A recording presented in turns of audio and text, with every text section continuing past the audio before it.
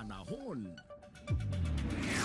Ganap na pong Tropical Storm Nuri ang low pressure area na binabantayan sa labas ng Philippine Area of Responsibility o PAR. Huling namata ng mata ng bagyo sa layong 1,290 kilometers silangan ng Eastern Visayas. May hangin na 65 kilometers kada oras at bugso na 80 kilometers kada oras at patungong timog kanluran.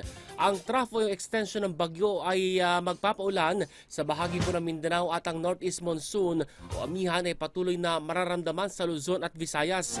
Maulap na papawirin na may mahinang pag-ulan sa Batanes, Cagayan, Isabela, at Aurora. Sa Metro Manila at nalalabing bahagi po ng Luzon, asahan po ang bahagya hanggang sa maulap na papawirin na may isolated light rains. Maulap na papawirin na may kalat-kalat na pag-ulan sa Dinagat Island, Surigao del Norte, Surigao del Sur at Davao Oriental at sa nalalabing bahagi po ng Mindanao. Asahan ang maaliwalas sa panahon na may mataas na isolated rain showers at localized thunderstorms. Habang sa Visayas po at sa Palawan, bahagya hanggang sa maulap na papawirin na may isolated light rains dulot ng northeast monsoon.